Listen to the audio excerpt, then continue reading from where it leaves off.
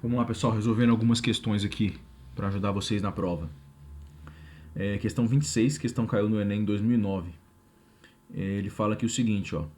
Na linha de uma tradição antiga, o astrônomo grego Ptolomeu afirmou a tese do geocentrismo. Geocentrismo. Segundo a qual a Terra estaria no centro do universo, sendo que o Sol, a Lua e os planetas girariam em seu redor em órbitas circulares. A teoria de Ptolomeu resolvia de modo razoável os problemas astronômicos da sua época. Vários séculos mais tarde, o clérigo e astrônomo polonês Nicolau Copérnico, ao encontrar inexatidões na teoria de Ptolomeu, formulou a teoria do heliocentrismo, segundo a qual o Sol deveria ser considerado o centro do universo, com a Terra, a Lua e os planetas girando circularmente em torno dele. Por fim, o astrônomo e matemático alemão Johannes Kepler, depois de estudar o planeta Marte por cerca de 30 anos, verificou que a sua órbita é elíptica. Esse resultado generalizou-se para os demais planetas. Ok, vamos lá. A respeito dos estudiosos citados no texto, é correto afirmar que, letra A, Ptolomeu apresentou as ideias mais valiosas por serem mais antigas e tradicionais. Bom, as ideias de Ptolomeu, sem dúvida, eram valiosas, né? Eram valiosas porque, querendo ou não, elas explicavam da melhor forma que eles conseguiam na época o movimento dos astros.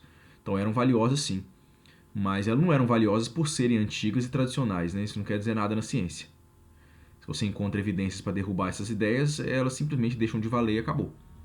Independente de ser antiga, se é nova, se for tradicional ou não. Então isso daqui é falso.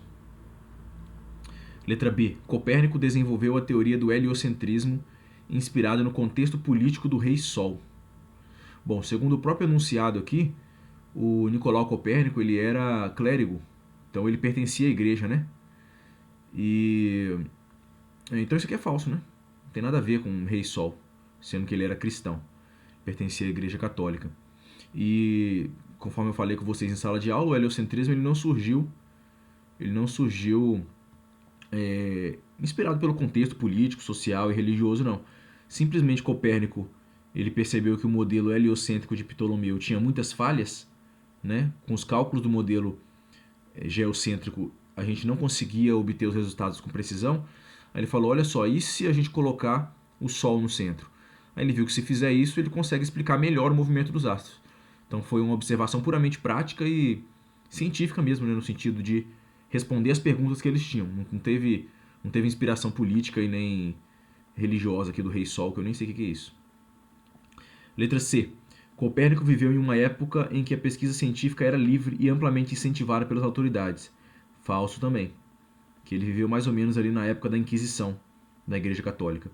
Eu cheguei a falar na sala que ele tinha sido executado pela igreja, mas não foi ele não. Foi um cara que veio um pouquinho depois dele, que simplesmente por acreditar nas ideias dele, né, que o Sol estava no centro, e por falar que o universo na verdade era infinito, ele foi executado. É um cara chamado Giordano Bruno. Pesquisem lá depois. Giordano Bruno. Ele foi executado por causa disso daí. E o próprio Copérnico demorou muitos anos para publicar as ideias dele, justamente por medo de ser executado, né, pela Inquisição da Igreja. Então, esse aqui é falso também. Ou seja, na era que ele viveu, não era uma era onde a pesquisa científica era livre. Letra D. Kepler estudou o planeta Marte para atender às necessidades da expansão econômica e científica da Alemanha. Bom, isso aqui é falso também. Simplesmente pelo seguinte, a pesquisa de Kepler não tinha muita utilidade prática assim imediata, né? Hoje em dia a gente usa os conhecimentos e as descobertas deles, né, para exploração espacial e tudo mais, mas na época era simplesmente porque ele gostava de estudar. Tanto que ele ficou 30 anos, né, tá escrito aqui, ó. Ele ficou 30 anos estudando só o planeta Marte, a órbita do planeta Marte, o movimento e tal, e os dados que o professor dele, o Tycho Brahe, conseguiu. Então ele ficou 30 anos estudando só porque ele gostava, porque ele tinha dinheiro, né? Não precisava trabalhar para comer, tinha tempo para estudar e gostava da área, ele estudava. Então não foi para atender necessidade econômica e nem científica, não. Foi porque ele gostava, né? E a letra E, né, por eliminação a gente já pode marcar que é a verdadeira. É a letra E. Kepler apresentou uma teoria científica que, graças aos métodos aplicados, pôde ser testada e generalizada. O método que ele utilizou foi observação, né? Ele falou assim: de acordo com os dados que a gente tem do movimento do planeta Marte, com os dados observados aí ao longo de 30 anos, tanto os dados dele quanto os dados do professor dele, dos astrônomos que vieram antes dele, ele falou: a órbita que melhor se encaixa a esses dados é uma órbita elíptica. Ou seja, isso pode ser testado, né? Isso pode ser testado. É só uma pessoa observar e realmente ver se a posição de Marte se aplica, né, se a posição de Marte pode ser descrita como uma elipse. Então isso pode ser testado e pode ser generalizado. Porque se você fizer essa mesma observação para outros planetas, também vai se constatar que os planetas se movem em órbitas elípticas, né? Isso eu estou falando só para a primeira lei, né, mas a segunda e a terceira lei de Kepler também servem. Beleza? Então é a letra E. Vamos para a próxima questão. Questão 33. Questão boa também de gravitação universal. A respeito da lei da gravitação universal, marque a alternativa verdadeira. A equação da lei da gravitação universal prevê tanto uma força de atração como uma de repulsão. Bom, isso não chega a aparecer explicitamente na lei da gravitação universal, não. Na fórmula, né? Então, se existe atração ou repulsão, não aparece aqui na fórmula. Mas a gente sabe que a lei da gravitação universal, ela prevê apenas atração. Se eu tenho dois corpos que possuem massa, eles vão se atrair mutuamente. Né? Diferente do desenho que eu fiz tudo torto aqui, eles vão se atrair na direção da linha que os une, na mesma direção. Então não existe força gravitacional repulsiva, pelo menos não na teoria da gravitação universal de Newton. Letra B. Então isso aqui é falso, né? Então um Fzinho aqui, falso. Letra B. Se a distância entre dois objetos for triplicada, a força gravitacional entre elas será 6 vezes menor. Vamos fazer o teste, só substituir aqui, ó. Essa é a força gravitacional por uma distância d. Vamos ver o que acontece se eu substituir essa distância. Vamos colocar aqui linha, né? Se eu substituir essa distância d por 3d. Então a força gravitacional, coloquei uma linha aqui para diferenciar, ou seja, a nova força gravitacional, quando eu triplicar a distância, vai ser o seguinte, ó. G, M1, M2, dividido aqui, ó. Quando eu tenho um produto elevado ao quadrado, eu elevo os dois ao quadrado. Então vai ficar 9d². Agora esse cara aqui, ó, é a força gravitacional de antes, né? É o próprio Fg. Então temos aqui que a força gravitacional, depois que eu triplicar a distância, vai ser igual à força gravitacional antes de eu triplicar a distância, dividido por 9. Ele diz aqui que se eu triplicar a distância, a força entre eles será 6 vezes menor. Isso aqui é falso. De acordo com essa fórmula aqui, a gente vê que a força gravitacional é 9 vezes menor. Letra C. Se as massas dos planetas do Sistema Solar sofressem variações consideráveis, nada mudaria, pois a força gravitacional depende apenas da massa do Sol. Falso também, ó. Força gravitacional, vamos supor que aqui é o Sol e esse aqui é a Terra. Se a massa variar, obviamente a intensidade da força vai variar também, né? Então é falso. Não depende só da massa do Sol, depende da massa de todos os objetos envolvidos aí. No caso, se for o Sol e a Terra, depende da massa do Sol e da massa da Terra. Letra D. A força gravitacional é diretamente proporcional ao quadrado da distância que separa os corpos. Falso. Por que é falso? Ele diz que é diretamente proporcional. Mas a distância aparece embaixo aqui, ó, aparece um denominador. Então ela é inversamente proporcional ao quadrado da distância, não diretamente, né? Então é a letra E. A força de atração gravitacional é inversamente proporcional ao quadrado da distância. Então é a letra E. Ok. Questão 34 é uma aplicação, né? Eu vou simplesmente substituir essas informações aqui na fórmula. Ele falou a fórmula aqui pra gente. Ele deu um valor aproximado aqui para a constante da gravitação universal. Aqui está a unidade.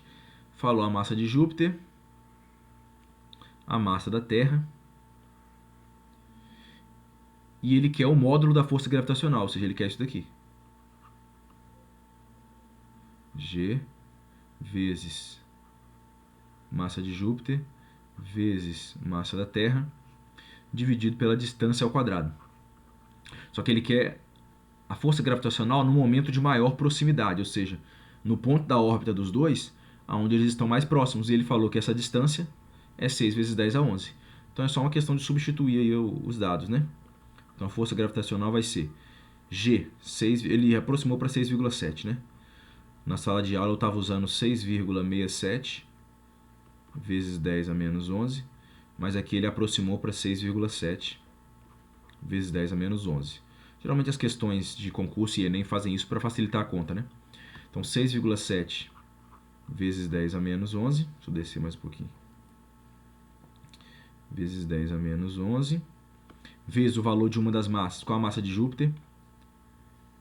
Massa de Júpiter, 2 vezes 10 a 27. 2 vezes 10 a 27. Vezes a massa da Terra, que é 6 vezes 10 a 24. Isso aqui vai ser dividido pela distância ao quadrado, a distância vai ser essa daqui. 6 vezes 10 a 11 metros. Porém, a fórmula manda eu elevar a distância ao quadrado, então bota ao quadrado aqui. Então, como eu falei para vocês, a estratégia para resolver esse tipo de conta onde tem muita potência de 10 é fazer primeiro, agrupar os números sem potência e agrupar os números com potência. Deixa eu fazer aqui.